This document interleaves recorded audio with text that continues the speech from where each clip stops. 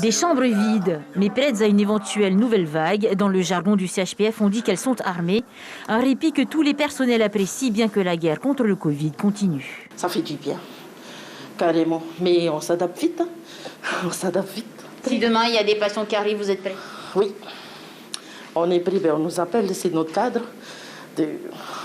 Pourtant, c'est les fêtes. Presque on a oublié les fêtes.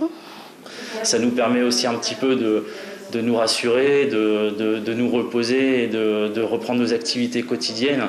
Puisque bien sûr, là, il n'y a plus de Covid, mais on a nos activités quotidiennes et peut-être aussi tout le retard qui a été lié au Covid et les patients qui sont restés chez eux, qu'on n'a pas pu voir en raison de l'épidémie qu'il y a eu très récemment.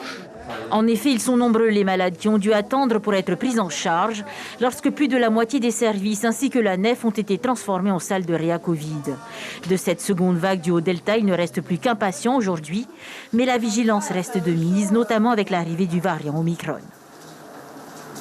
Au final, ça reste le même virus avec quelques adaptations qu'il arrive à se créer avec ces mutations. Après, sur la prise en charge, elle va être globalement la même.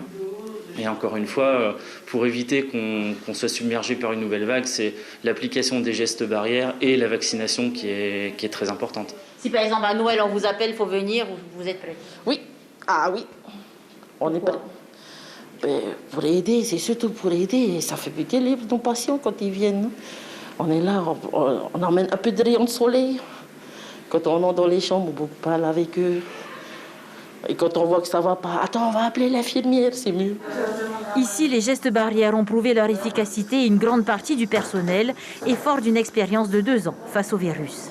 Sacrifier Noël ou le Nouvel An en famille est une éventualité dont tous ont conscience.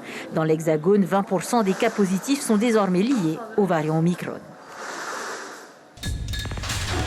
L'information en continu sur Polynésie la première, Internet et réseaux sociaux.